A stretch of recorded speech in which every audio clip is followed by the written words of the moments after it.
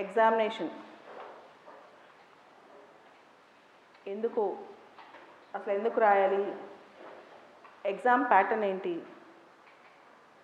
Exam crack చేయాలంటే ఎట్లాంటి techniques పాటించాలి, ఎంత టైం పడుతుంది, అసలు సిలబస్ ఏంటి, ప్రతి ఒక్కరికి ఇది పెద్ద డౌట్ అనమాట. ఆన్సర్ రైటింగ్ ఎలా చేయాలి ఇవన్నీ. Civil services examination pattern and techniques first discuss చేద్దాం. ఈ ఎగ్జామినేషన్లో చాలామంది ఎగ్జామినేషన్ ఒక పెద్ద ఓషన్, దీన్ని ఎదటం చాలా కష్టం అనే భ్రమలో ఉంటారు. అండ్ దీనికి కొన్ని పద్ధతులు, కొన్ని టెక్నిక్స్ పాటిస్తే సక్సెస్ అనేది తొందరగా వస్తుంది. ఆ పద్ధతులు, ఆ టెక్నిక్స్ తెలియటమే దీనిలో ఒక పెద్ద సీక్రెట్ అన్నమాట. అయితే ఎన్ని పద్ధతులు, ఎన్ని టెక్నిక్స్ పాటించినా ఎగ్జామ్ అంటే చాలా ఎక్కువ ఇష్టం ఉండాలి. సివిల్స్ అంటే చాలా ఇష్టం ఉండాలి. ఆ ఇష్టం లేకుండా మనం అంతసేపు, అన్ని గంటలు, అన్ని రోజులు, అన్ని సంవత్సరాలు హార్డ్ వర్క్ చేయలేం. మనం చేసే పని మీద ఎంత ఎక్కువ ఇష్టం ఉంటే అంత హార్డ్ వర్క్ చేయగలం. కంటిన్యూస్గా నిరంతరం శ్రమ చేస్తూనే ఉండాలి దీనికి. ఇది లైక్ ఇట్స్ ఒక యుద్ధం లాంటిది అనమాట. ఈ యుద్ధంలో కంటిన్యూస్గా పోరాడుతూనే ఉండాలి. యుద్ధంలో ప్రతిసారి ప్రతి చోట మందే గెలుపొండదు. కంటిన్యూస్ ఒక నిరంతర పోరాటం లాగా ఉంటుంది ఇది. దీనిలో చాలా పగళ్ళు, చాలా రాత్రులు గడుస్తూ ఉంటాయి. అలా గడిచినప్పుడల్లా, రోజులు గడిచే కొద్దికి మనపైన మనకు డౌట్ వస్తూ ఉంటుంది అనమాట. నాకు అంత ఉందా, నేను అంత చేయగలనా అని. ఈలోపు ఏమవుతాయి, ప్రతి సంవత్సరం ఒక సైకిల్ తిరుగుతుంది. ఆ సైకిల్లో రిజల్ట్స్ వస్తుంటాయి. అనమాట. ఈ రిజల్ట్స్ వచ్చినప్పుడు ఎట్లాంటి రిజల్ట్స్ వస్తాయంటే, సక్సెస్ అయిన వాళ్ళ గురించి స్టోరీస్ వస్తూ ఉంటాయి. వాళ్ళు రకరకాలుగా చెప్తుంటారు. ఒకళ్ళు అంటారు, నేను రోజుకి బాగా 20 గంటలు 15 గంటలు కష్టపడ్డాను. ఇంకోళ్ళు అంటారు, కొన్ని పలానా టెక్స్ట్ బుక్స్ చదివానని. ఇలా చాలా రకరకాల సూత్రాల్లో చాలామంది చాలా చెప్తుంటారు. కానీ నా ఎక్స్పీరియన్స్ చెప్తాను. అంటే నా పర్సనల్ ఎక్స్పీరియన్స్, నా ఫ్రెండ్స్ ఎక్స్పీరియన్స్, నా స్టూడెంట్స్ ఎక్స్పీరియన్స్. నేను చూసిన ఈ 15 సంవత్సరాల్లో ఎవరైతే పూర్తి స్థాయిలో దానికోసమే డెడికేట్ అయ్యి, నాకు అది కావాలి అని కసితో హార్డ్ వర్క్ చేశారో వాళ్ళకే సక్సెస్ వచ్చింది. కనీసం ఒక 100 మంది దగ్గర నుంచి చూసి చెప్తున్నాను కదా. సులువుగా సివిల్స్ పాస్ అవడం ఎలా అనే దానిలో వాళ్ళ దగ్గర నుంచి నేర్చుకోవడానికి ఏమీ లేదు. It was a hard end thing అనమాట. చాలా కష్టపడి సాధించుకుందే సివిల్స్ ఎవరికైనా, పాస్ అయిన వాళ్ళకి. అండ్ 100లో 99 మందికి కష్టపడితేనే వచ్చింది. ఎవరికి ఫ్లూక్లో, లక్లో తగలలేదు. ఆ కష్టపడిన వాళ్ళలో కూడా కొన్ని లక్షణాలు ఉన్నాయి. ఆ లక్షణాలు ఏంటి అంటే, ఇంకా అది అనుకుంటే పగలు రాత్రి ఇంకా దాంతోనే ఉంటారు. వాళ్ళు వేరే వద్దు, ఓన్లీ సివిల్సే కావాలి, ఓన్లీ సివిల్సే, ఇంకా అదే కావాలి నాకు, ఆ పట్టుదల. 2, ఎలాంటి ఒడిదుడుకులు వచ్చినా ఓర్చుకుంటారు. అందరికీ ఛాలెంజెస్ వస్తాయి లైఫ్లో. సమస్యలు అనేవి స్టార్ట్ అవుతూనే ఉంటాయి. అసలు సమస్య స్టార్ట్ అవుతుంది. సమస్య అంటేనే లైఫ్. జీవితంలో సమస్య లేకపోతే లైఫ్ లేదు కదా. వస్తుంటాయి, ప్రతి ఒక్కరికి వస్తాయి. ఉదాహరణకి ఒక అబ్బాయి ఉన్నాడు, 26, 27 ఏళ్ళు వచ్చినాయి. సివిల్స్ ప్రిపేర్ అవుతూ ఉన్నారు. ఒకసారి ఇంటర్వ్యూకి వెళ్తారు, ఒకసారి మెయిన్స్కి వెళ్తారు, మళ్ళీ పోతా ఉంటుంది. ఆ టైంలో ఇంట్లో ఎంత ప్రెషర్ ఉంటుంది, ఇంకా ఉద్యోగం, కనీసం నువ్వు గ్యారంటీ ఇవ్వగలవా వచ్చే సంవత్సరం పాస్ అవుతావా అని. నేను గ్యారంటీగా వచ్చే సంవత్సరం ఐఏఎస్ కొడతానని ఎవరు మాత్రం రాసి ఇవ్వగలరు? కష్టం కదా. కానీ ఆ వయసులో ఫ్రెండ్స్ అందరూ సెటిల్ అయిపోతారు, వాళ్ళకి ఉద్యోగాలు వచ్చేసి ఉంటాయి. దాంతోపాటు కొంతమందికి పెళ్ళిళ్ళు కూడా అయిపోతూ ఉంటాయి, ఫేస్బుక్లో వీటిలో పెడతా ఉంటారు. ఆ టైంలో వీళ్ళకి మానసిక స్థితి ఎలా ఉంటుంది, నా లైఫ్ నేను ఇంకా సెటిల్ అవ్వలేకపోయాను, నా పరిస్థితి ఏంటి అని చెప్పి. సో ఈ ఎగ్జామ్లో మనిషికి కావాల్సింది, నాకు ఎగ్జామ్ నేను ఎలా అయినా క్రాక్ చేస్తానో, ఆ 2 ఏళ్ళైనా 3 ఏళ్ళైనా తప్పన. దాంతోపాటు కష్టపడే మనస్తత్వం, ఇది ఫస్ట్ క్వాలిటీ. ఇది లేని వాళ్ళు ఒక్కళ్ళు కూడా పాస్ అవ్వలేదు. ఇది బేసిక్ క్వాలిటీ అనమాట. ఏదో పైన చూద్దాంలే, తగిలితే తగులుద్ది సివిల్స్ ఎగ్జామ్ అనుకున్న వాళ్ళు ఎవరు పాస్ అవ్వరు. ఓకే, ఆ నిరంతరం ఆ పోరాడే తత్వం, ఆ తపన ఉండాలి. తర్వాత ఈ ఎగ్జామ్లో ఇంకోటి కాంప్లసెన్సీ. కాంప్లసెన్సీ అంటే జనరల్గా స్టార్ట్ చేసినప్పుడు స్టూడెంట్స్ అందరూ నా దగ్గరికి వస్తారు, ప్రతి ఒక్కరి దగ్గరికి వెళ్తారు, అలానే వస్తారు. వచ్చినప్పుడు ఏ పుస్తకాలు చదివితే సరిపోద్ది అంటారు, ఈ బుక్ చదివితే చాలా అంటారు, ఈ ఒక్క బుక్ చదివితే చాలా పాలిటిక్కి అంటారు, లేదా హిస్టరీకి అంటారు. ఒక 10-5 పుస్తకాలు చదివేసి సివిల్స్ పాస్ అవుతే అలా చదివేవాళ్ళు భారతదేశంలో చాలామంది ఉంటారు. ఎందుకంటే ఐఏఎస్, ఐపీఎస్ లాంటి పరీక్షలు, అలాంటి పోస్టులు కావాలని చాలామంది కలలు కంటారు. ఒక 5-10 పుస్తకాలు చదివితే మనం ఎంసెట్ లానో లేకపోతే మెడిసిన్ లానో ఇంజనీరింగ్ లానో చదివేసి పాస్ అయిపోవచ్చు కదా. అలా కాదు, ఎగ్జామ్ ట్రెండ్ని పట్టుకోగలగాలి. ఇప్పుడు మీరు కోచింగ్ సెంటర్కి వెళ్తారు, కోచింగ్ సెంటర్లో మన సబ్జెక్టులు చెప్తారు, పాలిటీ, హిస్టరీ, జాగ్రఫీ, ఎకానమీ. ఈ సబ్జెక్ట్స్ అన్నీ కూడా ఎగ్జామ్ పూర్తి స్థాయిలో పాస్ అయిపోవడానికి సహకరించవు. ఈ ఓన్లీ మీకు ఒక దారి. సో పాలిటీ అంటే ఎలా ఉంటుంది, హిస్టరీ అంటే ఎలా ఉంటుంది చూపిస్తే మీరు దాన్ని సమకాలీన అంశాలతో కనెక్ట్ చేసుకొని చదువుకోవాలి. ఆ శక్తి రావాలంటే ఆ కసి ఉండాలి మనసులో. ఆ శక్తి, కసి ఎక్కడి నుంచి వస్తాయంటే చూడండి, మీరు ప్రెసిడెంట్ ఈ రోజున ఫిలిప్పీన్స్ వెళ్ళారు, తర్వాత జపాన్ వెళ్తున్నారు అనే ఒక టాపిక్ చదివారు. మామూలుగా న్యూస్ పేపర్లో చదివి వదిలేసే వాళ్ళు చాలామంది ఉంటారు. కానీ అట్లాస్ తీసుకుని ఫిలిప్పీన్స్ ఎక్కడుంది, దాని చుట్టూ ఉన్న ఐలాండ్స్ ఏంటి, జపాన్ ఎక్కడుంది, దాని లొకేషన్ ఏంటి, అవన్నీ పూర్తి స్థాయిలో స్టడీ చేయాలి. చేసిన తర్వాత ఇండియా ఫిలిప్పీన్స్ కోఆపరేషన్ ఇంతకుముందు ఎలా ఉంది, ఇండియా ఫిలిప్పీన్స్ రిలేషన్షిప్లో సైన్స్ అండ్ టెక్నాలజీ ఏమైనా ఉందా, రిలేషన్షిప్లో కొలాబరేషన్, అలానే టూరిజం ఏమైనా ఉందా, ఏషియాలో ఫిలిప్పీన్స్ ఉంది కదా పరిస్థితి ఏంటి, అలానే ఆర్సీఈపీ పరిస్థితి ఏంటి, అలానే ఇంతకుముందు ఇండియా ఏమైనా ఫిలిప్పీన్స్కి ఏమైనా స్కీమ్ ద్వారా, ప్రోగ్రామ్ ద్వారా హెల్ప్ చేసిందా, India international rice research institute ఇండియాలో వారణాసిలో పెట్టబోతున్నారు దాని యొక్క వింగ్ని. ఇంతకుముందు ప్రైమ్ మినిస్టర్ వెళ్ళొచ్చారు అక్కడికి, దాని స్టోరీ ఏంటి. ఇంత డీటెయిల్స్ మన బ్రెయిన్లోకి వచ్చాయన్నమాట. సో 360 డిగ్రీ ప్రిపరేషన్ అవసరం. ఇప్పుడు ప్రెసిడెంట్ వెళ్ళారు అంటే జస్ట్ ఫిలిప్పీన్స్ వెళ్ళారు అని చదివి లేకుండా దాని చుట్టూ ఏం జరుగుతుంది, దాని కనెక్టింగ్ పాయింట్స్ ఏంటి, అది పట్టుకోవాలి, అది ఇంపార్టెంట్. అలానే 2 days back 3 days back vice president of India Comoros Islands వెళ్ళారు. Vice president of India Comoros Islands వెళ్ళారు. ఈ కొమరోస్ ఐలాండ్స్ ఎక్కడున్నాయని ఎంతమంది స్టూడెంట్స్ నిజంగా ఓపిక్గా చూస్తారు మ్యాప్లో? సౌత్ ఆఫ్రికా దగ్గర మడగాస్కర్ ఐలాండ్స్ మధ్యలో ఆ ఐలాండ్ అనమాట కొమరోస్ ఐలాండ్స్.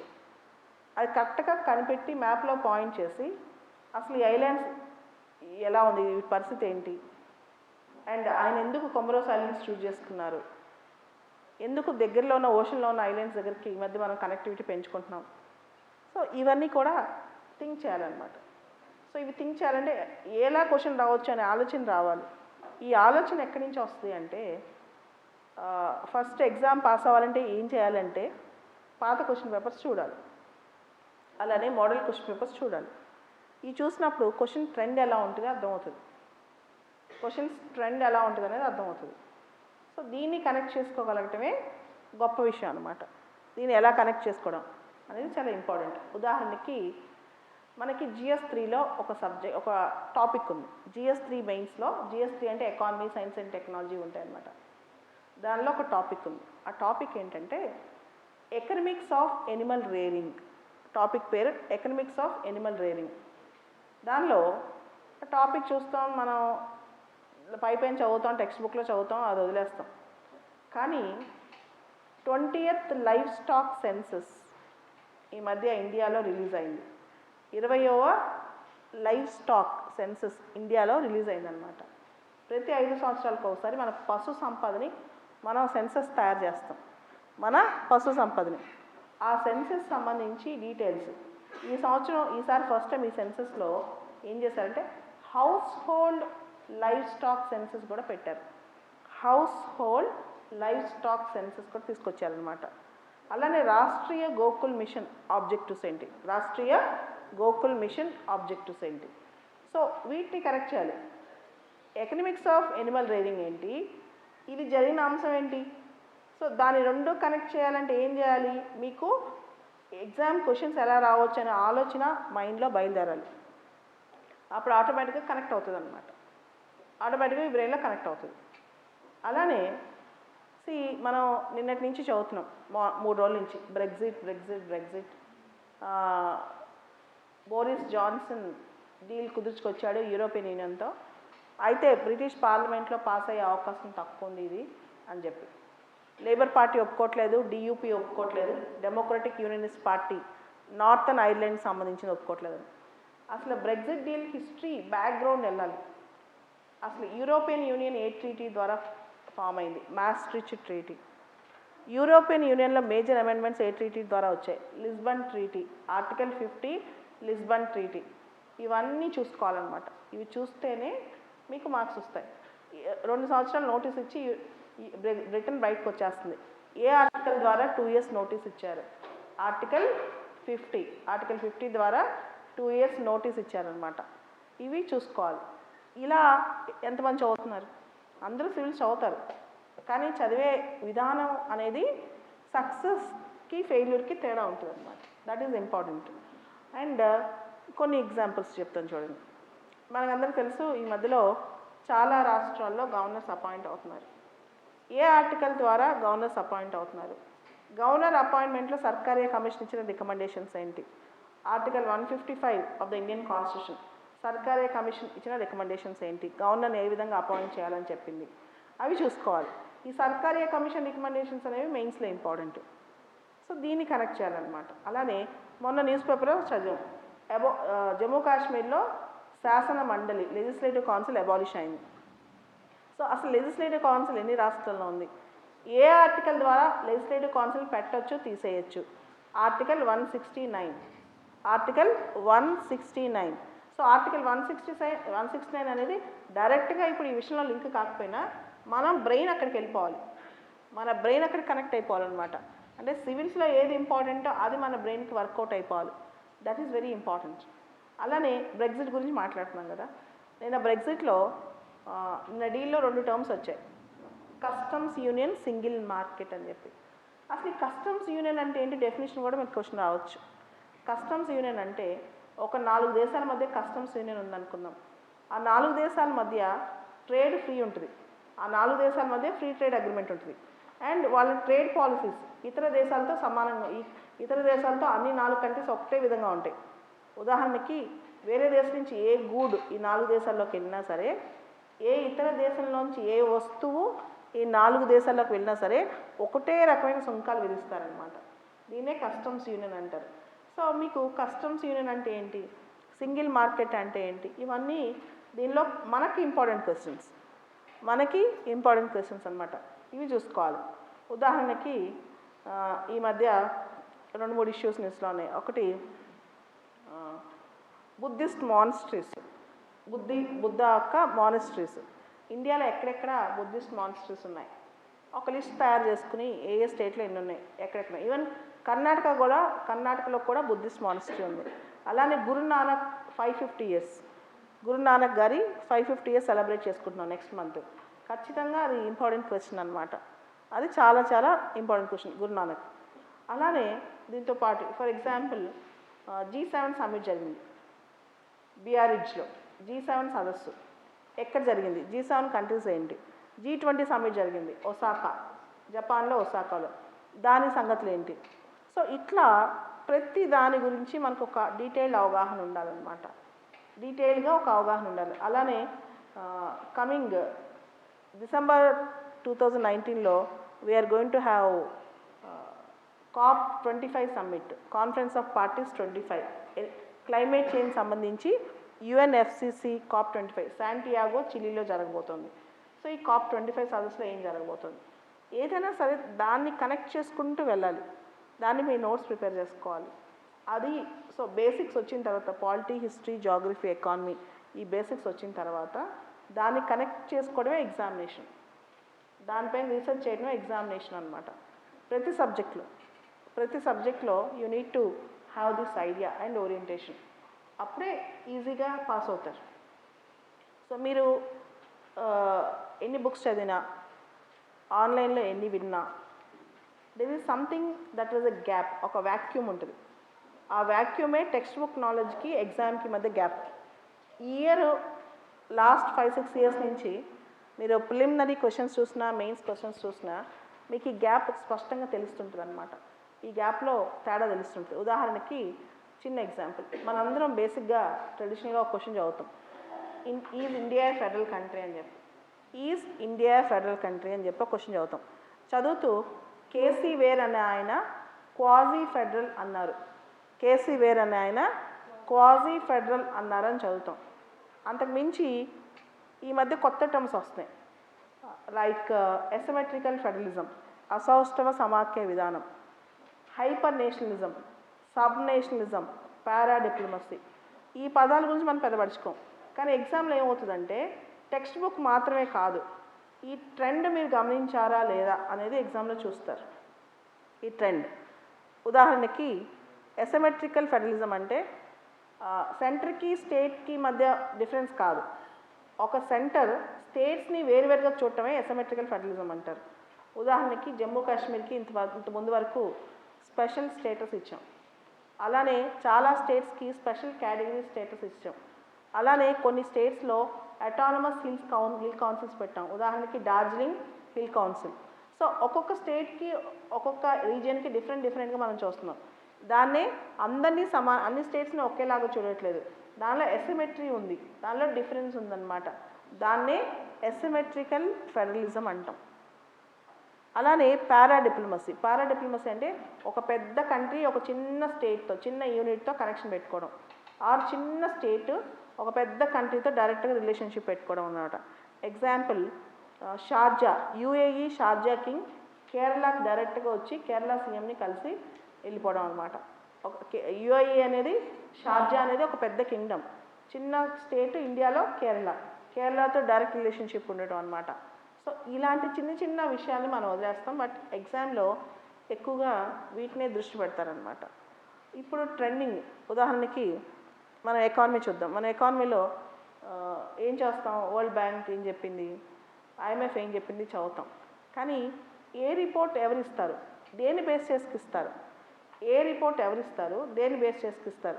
ఈ మధ్య చాలా రిపోర్ట్స్ వస్తున్నాయి, గ్లోబల్ కాంపిటేటివ్నెస్ ఇండెక్స్ అని, గ్లోబల్ ఇన్నోవేషన్ ఇండెక్స్ అని చెప్పి, is of doing business index అని చెప్పి చాలా రిపోర్ట్స్ వస్తున్నాయి. ఆ రిపోర్ట్స్ డీటెయిల్గా మనం చదువుకోవాలి, చాలా డెప్త్గా చదువుకోవాలన్నమాట. అలానే మిలిటరీ ఎక్సర్సైజెస్ జరుగుతాయి, అవి చూసుకోవాలి. సో ఎగ్జామ్ అంటే ఫస్ట్ బేసిక్స్ నేర్చుకుని దాన్ని మధ్యలో కొంత గ్యాప్ వస్తుంది అనమాట. ఆ గ్యాప్ అనేది రోజువారీ అప్డేట్స్తో ఫిల్అప్ చేసుకోవాలి, దాన్ని ఫిల్అప్ చేసుకోవాలి.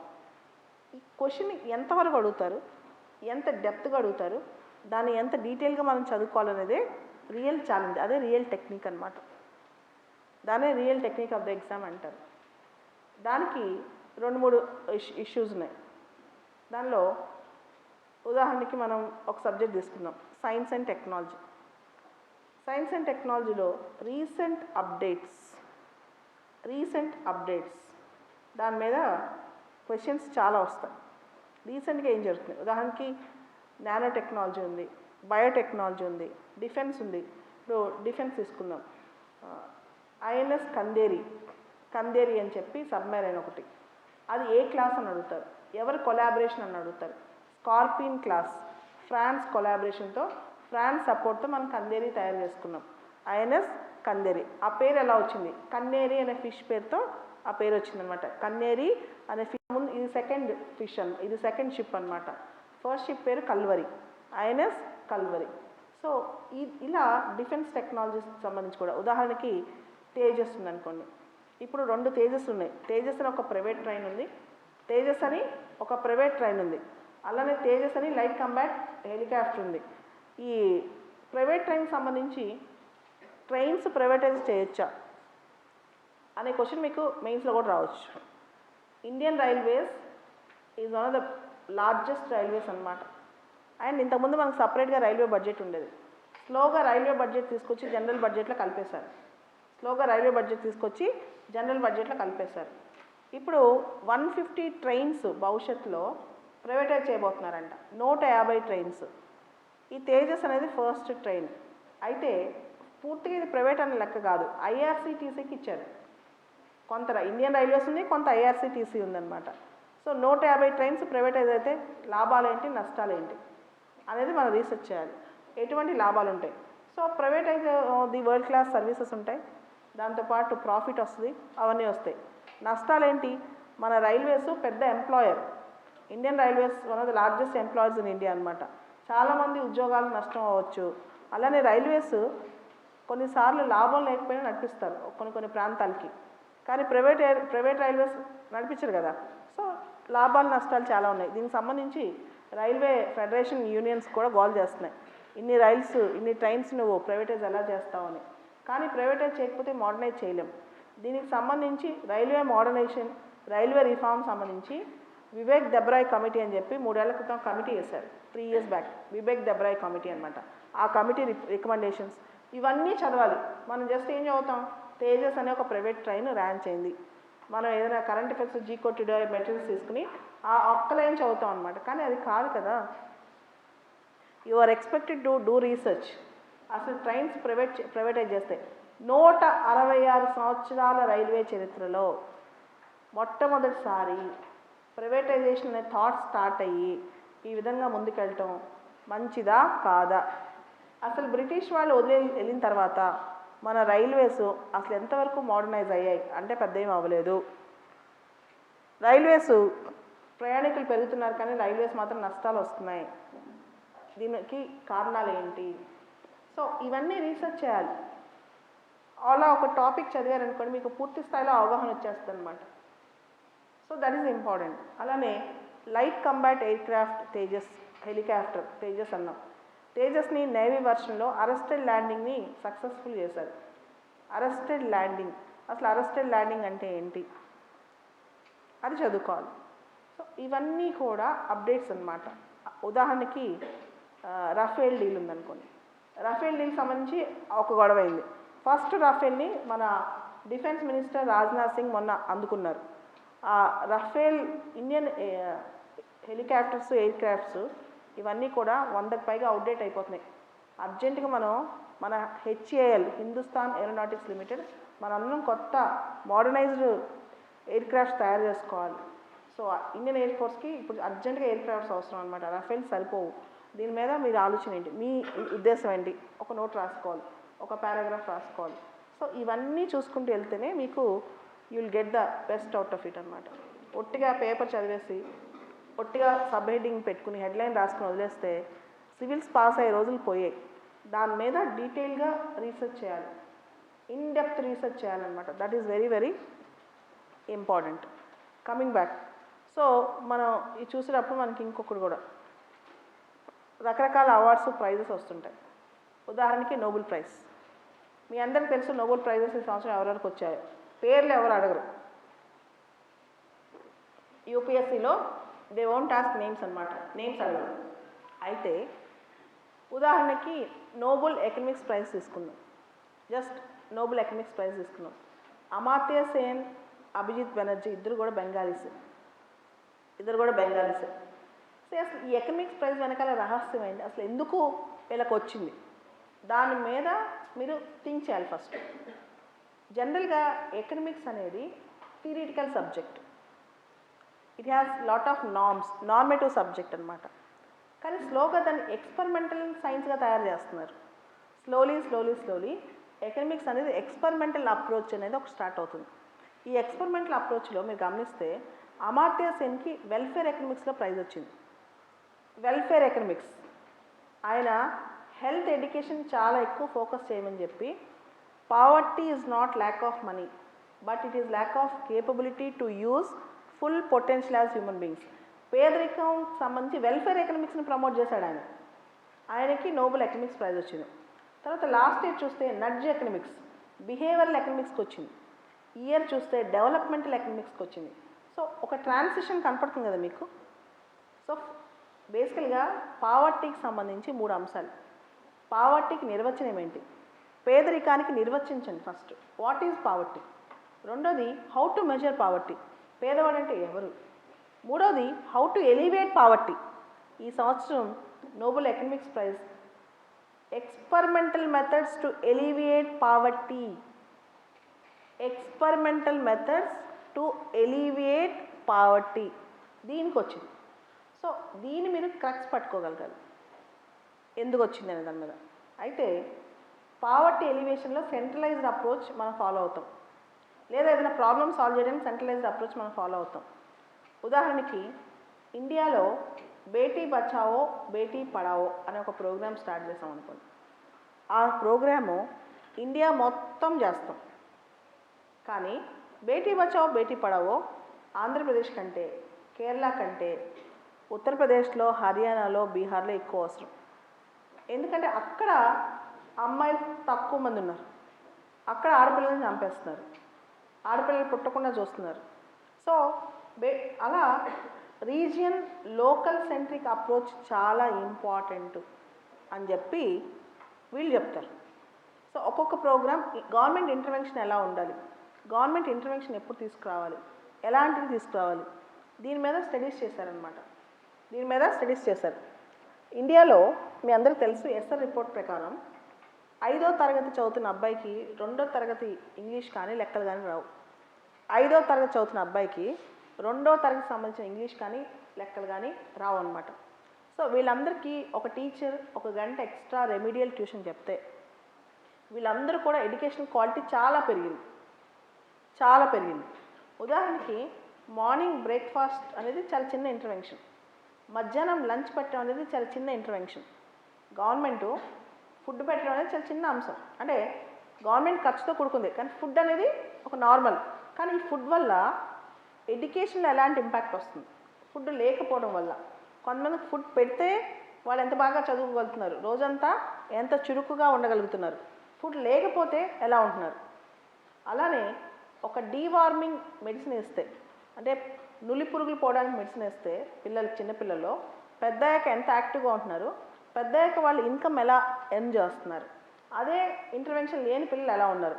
ఇలాంటివి స్కూల్ లెవెల్లో కెన్యాలో కూడా వీళ్ళు రీసెర్చ్ చేశారు. ఇండియాలో ఎక్కువ రీసెర్చెస్ వీళ్ళు చేశారు.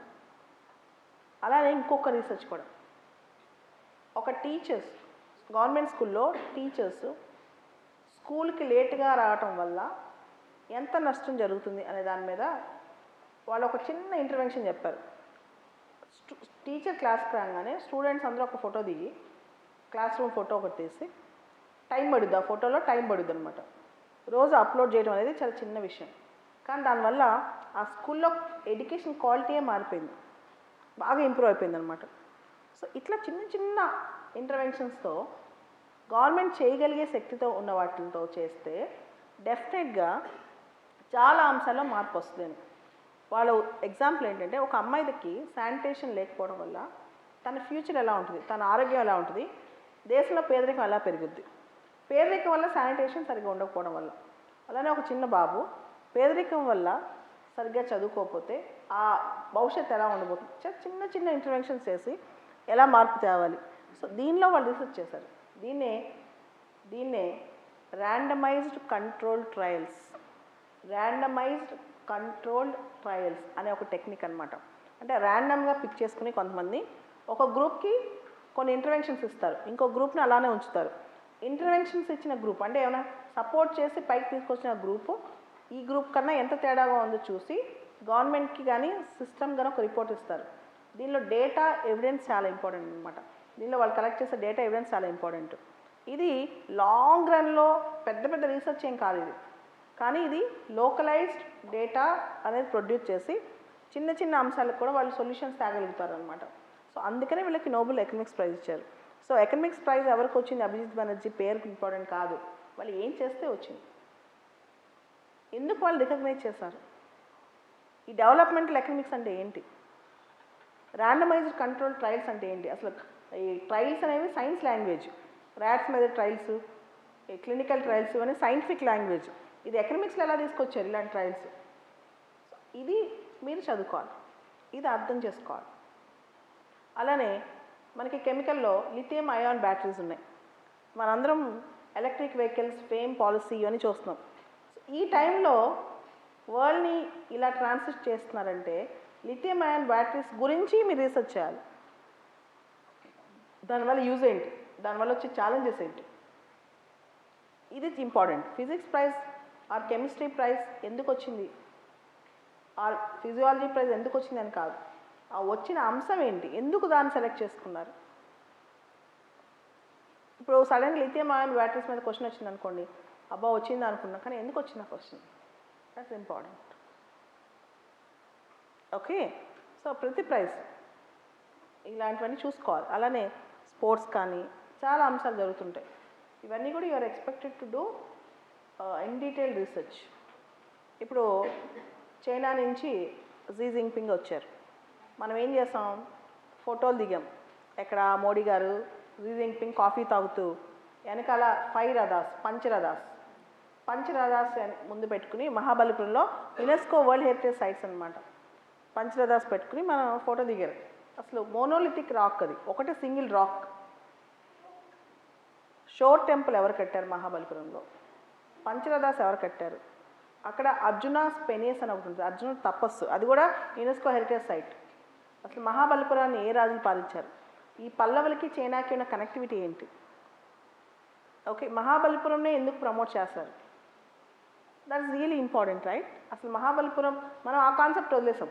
మనం ఓన్లీ ఒక పర్స్పెక్ట్లో జీ జింగ్పింగ్ వచ్చాడు, ఇన్ఫార్మల్ సమ్మిట్ అంటే ఏంటి, ఇన్ఫార్మల్ సమ్మిట్ అంటే ఏ విధమైన ఫార్మల్ అగ్రిమెంట్స్ చేయకుండా కాన్ఫిడెన్స్ బిల్డింగ్ మెజర్ కోసం చేస్తారు, ఇంతవరకు చదువుకున్నాం. కానీ మహాబలిపురం హెరిటేజ్ గురించి మనం వదిలేసాం, దాన్ని కనెక్ట్ చేయాలి. ఓకే, సో ఇవి ఇంపార్టెంట్. అలానే షేక్ హసీనా ఇండియాకి వచ్చింది. షేక్ హసీనా ఇండియాకి వచ్చాక ఇండియా బంగ్లాదేశ్ బార్డర్ మార్కెట్స్ పెంచుదామని అనుకున్నారు. అసలు ఇండియా బంగ్లాదేశ్ బార్డర్లో ఏ స్టేట్స్ ఉన్నాయి, ఏ స్టేట్కి ఎక్కువ బార్డర్ ఉంది, సెకండ్ ఏ స్టేట్ ఉంది, థర్డ్ ఏ స్టేట్ ఉంది, ఫోర్త్ ఏ స్టేట్ ఉంది, ఇవి చూసుకోవాలి. ఇన్ ద సేమ్ వే ఇప్పుడు మహారాష్ట్రలో ఎన్నికలు జరుగుతున్నాయి, ఇంకా హర్యానాలో ఎన్నికలు జరుగుతున్నాయి. వీర్ సవార్కర్, జ్యోతిబా పూలే, సావిత్రిబాయి పూలే ముగ్గురు పేర్లు న్యూస్లోకి వచ్చాయి. వీర్ సవార్కర్, జ్యోతిబా పూలే, సావిత్రిబాయి పూలే. సో భారత్ రత్న అనే అంశం పక్కన పెడితే Jyotiba Phule is a very great social reformer. He was a great social reformer. He wrote a book called Gulamgiri. He also established a society called Truth Seeker Society. సత్య శోధక్ సమాజ్ అనే ఒక సమాజాన్ని ఆయన ఏర్పాటు చేశారు. అదేవిధంగా గులాంగిరి అనే బుక్ రాశారు. అదేవిధంగా జ్యోతిబా పూలే వాళ్ళ వైఫ్ చిన్నప్పుడే పెళ్ళైతే వైఫ్ని చదివించారు, ఆవిడే సావిత్రిబాయి పూలే. అఫీషియల్గా గవర్నమెంట్ చెప్పలేదు కానీ she was the first female teacher in India. ఆవిడ పాఠాలు చెప్పడానికి వెళ్తుంటే రోడ్డు మీద అబ్బాయి నీళ్లు పేడ వేసేసేవాళ్ళంట. ఈవిడ ఆడపిల్లని చదివించిద్దా అని చెప్పి ఆవిడ స్కూల్ ఏర్పాటు చేసిన అమ్మాయిల కోసం. ఇప్పుడు పూణేలో సావిత్రిబాయి పూలే యూనివర్సిటీ ఉంది. అదేవిధంగా వీళ్ళు చేసిన work not only for depress classes, కేవలం అణగారిన వర్గాలు మాత్రమే కాదు. బ్రాహ్మిన్స్లో భర్త చచ్చిపోతే భార్యకి తలచీర కట్టి శిరోముండం చేసేవాళ్ళు. దానికి వ్యతిరేకంగా వీళ్ళు స్ట్రైక్ చేపించారు, బార్బర్స్ చేత చేపించి వీళ్ళ ఇంటినే విడో రీహాబిలిటేషన్ హోమ్గా తయారు చేస్తారు. అంత గొప్ప సోషల్ రిఫార్మర్స్ అనమాట. అందుకని జ్యోతిబా పూలేని మహాత్మా అంటారు. ఇండియాలో గాంధీ గారిని మహాత్మా అన్నట్టు జ్యోతిబా పూలేని కూడా మహాత్మా అంటారనమాట. సో ఆయన బ్యాక్గ్రౌండ్ తెలుసుకోవాలి. అదేవిధంగా వీర్ సవార్కర్ 1857 రివోల్ట్ని first war of Indian independence అని పిలిచిందే వీర్ సవార్కర్. అండమాన్లో పోర్ట్ బ్లేర్ ఎయిర్పోర్ట్కి వీర్ సవార్కర్ ఇంటర్నేషనల్ ఎయిర్పోర్ట్ పేరు, వీర్ సవార్కర్ ఎయిర్పోర్ట్ అనమాట. సో ఈ సవార్కర్ స్టోరీ మొత్తం చదువుకోవాలి, దట్ ఈజ్ ఇంపార్టెంట్. ఇవి అభినవ భారత్ మిత్రమేళాన్ని కనెక్ట్ చేయాలి ఇక్కడికి. ముగ్గురు హిస్టరీలో ముగ్గురు గొప్ప వ్యక్తుల పేర్లు ఇంత బయటకు వచ్చాయంటే ఈ గొప్ప వ్యక్తులు ఎవరు, వాళ్ళ దేశానికి ఏం చేశారు, వాళ్ళు రాసిన పుస్తకాలు ఏంటి, వాళ్ళు చేసిన పనులు ఏంటి, ఇవి ఇంపార్టెంట్ అనమాట. ఓకే, సో జనరల్గా మనం ఓకే అమిత్ షా గారు స్పీచ్ ఇచ్చారు అంతే చదివి వదిలేస్తాం అని కనెక్టింగ్ డన్.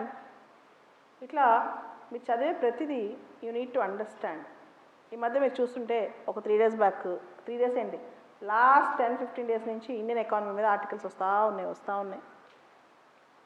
ఇది సైక్లికల్ ప్రాబ్లమా, స్ట్రక్చరల్ ప్రాబ్లమా? ఇండియన్ ఎకానమీ స్లో డౌన్ అవుతుంది, అది ఒక సైక్లికల్లో భాగంగా పైకి కిందకి వెళ్తుందా, లేకపోతే మన స్ట్రక్చర్లో మార్పు చేసుకోవాలా? ఈ సమస్యలో చాలామంది చాలా సజెషన్స్ ఇస్తున్నారు, అవన్నీ రాసి పెట్టుకోవాలి. అదేవిధంగా ఈ సంవత్సరం ఎండింగ్లో అలా అలీనోద్యం న్యామ్ సమ్మిట్ జరగబోతుంది, దాని గురించి చదువుకోవాలి. అలానే Nobel peace prize Ethiopian Abiy Ahmed అలీకి వచ్చింది. ఆయనకి ఎందుకు వచ్చింది? ఇథియోపియా వెళ్తే సమస్యలు ఏంటి? హార్న్ ఆఫ్ ఆఫ్రికా కంట్రీస్ ఏంటి? Somalia, Eritrea, Ethiopia, Djibouti. అసలు ఎరిత్రియా ఇథియోపియా నుంచి 1991లో ఎందుకు విడిపోయింది? ఆ లొకేషన్ ఏంటి? దీనికి గల కారణాలు ఏంటి? దీనిపై రీసెర్చ్ చేయాలి. ఆయనే ఎందుకు సెలెక్ట్ చేసుకున్నారు? ట్రంప్ అన్నారంట నాకు ఇవ్వలేదు పీస్ ప్రైజ్ అని. నన్ను ఎందుకు కన్సిడర్ చేయట్లేదు పీస్ ప్రైజ్ కానీ డొనాల్డ్ ట్రంప్ అన్నారంట. డొనాల్డ్ ట్రంప్ని ఎందుకు కన్సిడర్ చేయలేదు అది కూడా ఒకసారి ఆలోచించండి అవసరమైతే. So these are the things you are expected to study. ఇదే గ్యాప్ అంటే, ఈ వ్యాక్యూమ్ అంటే మనం చదివే దానిలో ఈ లోటు ఉంటుంది. నేను పిల్లల్లో అబ్జర్వ్ చేసిన ఏంటంటే పాలిటీ పుస్తకాలు, హిస్టరీ పుస్తకాలు చదువుతున్నారు, పరీక్ష కూడా వెళ్తున్నారు, కానీ ఈ గ్యాప్ని ఫిల్ చేయలేకపోతున్నారు అనమాట. ఈ గ్యాప్ ఫిల్ అవుతే టెక్నిక్ ఆఫ్ ద ఎగ్జామ్. ఇది చేయాలంటే మనకి ఒక ట్రెండ్ తెలియాలి, అసలు ఎలా చదవాలి, ఏం చదవాలి అని చెప్పి చదివితే అర్థమైంది. ఈ మధ్య బాగా ట్రెండింగ్ న్యూస్ న్యూట్రిషన్. ఈ మధ్య హంగర్ ఇండెక్స్ వచ్చింది, పోషణ అభియాన్ స్టార్ట్ చేశారు. అలానే వీ హ్యావ్ వేరియస్ ఇంటర్వెన్షన్స్ అనమాట. Child wasting, child stunting, anaemia, ఈ అంశాల మీద డీటెయిల్ రీసెర్చ్ చేయండి. ఇండియాలోనే చైల్డ్ వేస్టింగ్ చాలా ఎక్కువ ఉంది. వాళ్ళు ఎత్తుకు తగ్గ బరువు పెరగట్లేదు, వయసు తగ్గ ఎత్తు పెరగట్లేదు, స్టంట్ అయిపోతున్నారు. సో ఎందుకు పెరగట్లేదు ఇండియాలో? మాల్ న్యూట్రిషన్ అనేది కేవలం పేద కుటుంబాల సమస్య, అన్ని కుటుంబాల సమస్య. మదర్ ఎడ్యుకేషన్ బాగుంటే మాల్ న్యూట్రిషన్ ప్రాబ్లం తక్కువ ఉందంట.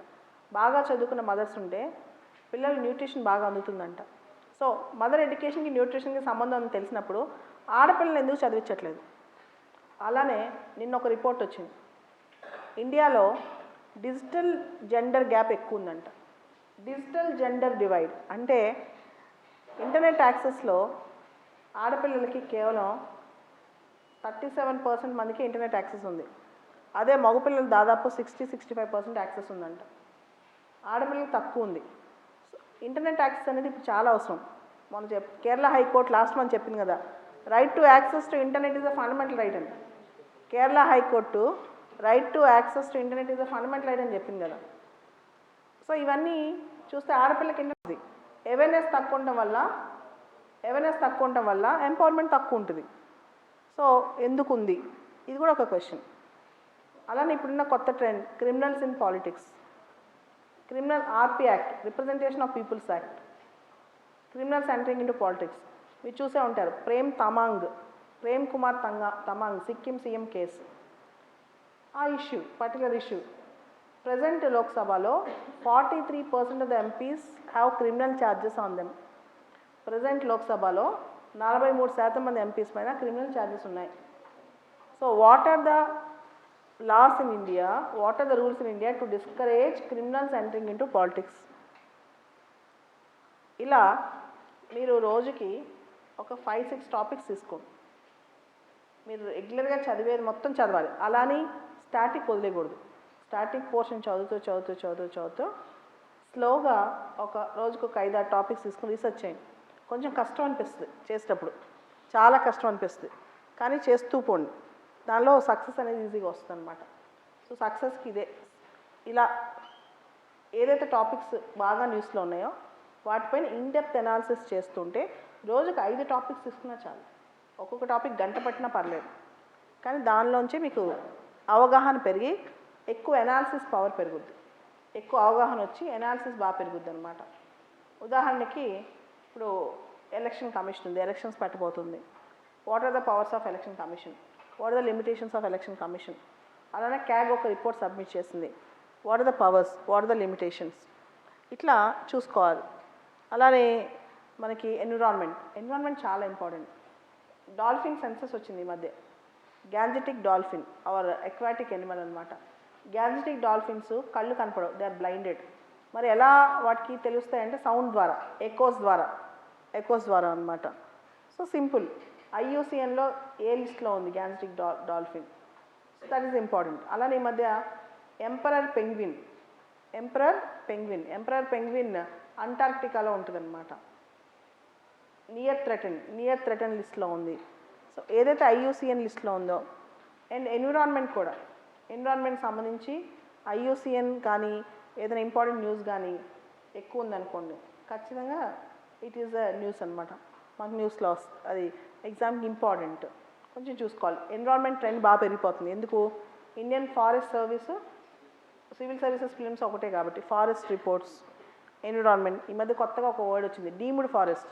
What is a deemed forest అని?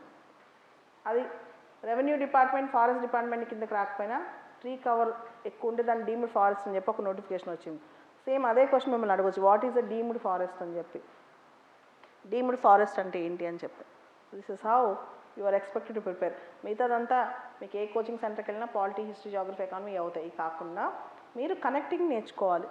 That is very very important అనమాట. కనెక్టింగ్ నేర్చుకుంటే సక్సెస్ అనేది ఈజీగా వస్తుంది. This is called technique. Okay. Now ఈ ఎగ్జామ్కి చాలామంది ఎప్పటి నుంచి ప్రిపేర్ అవ్వాలి, ఎంత ముందు నుంచి ప్రిపేర్ అవ్వాలి?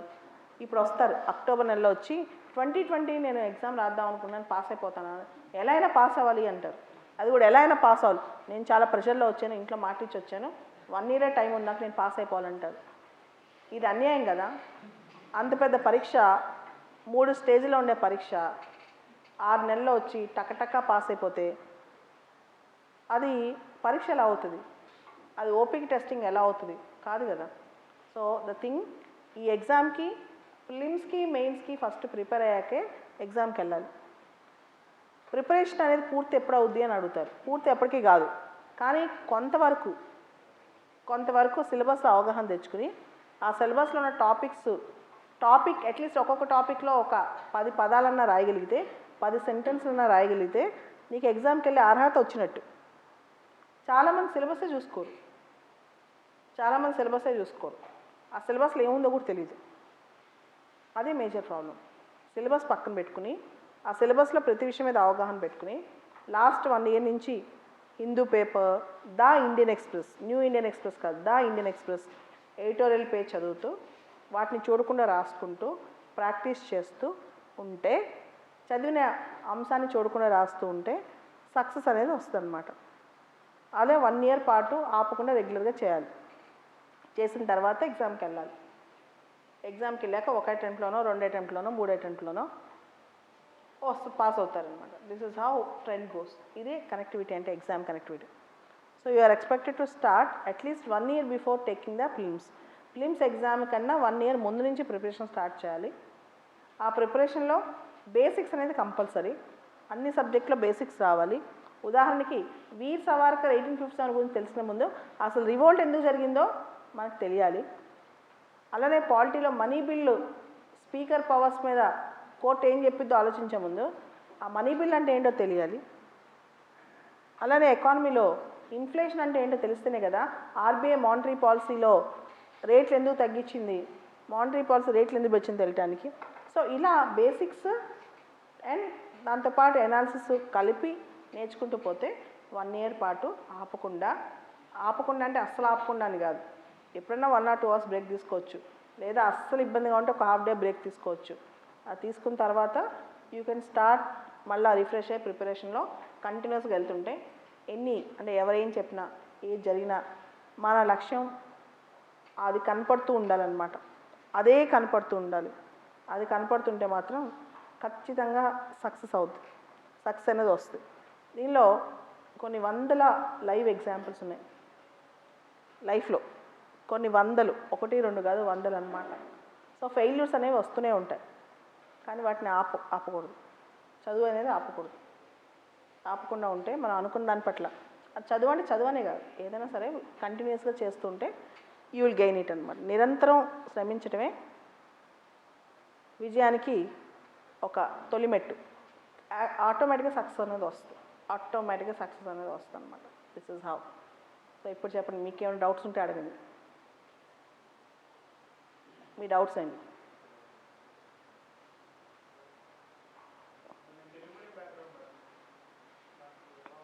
ఎంతమంది తెలుగు మీడియం బ్యాక్గ్రౌండ్?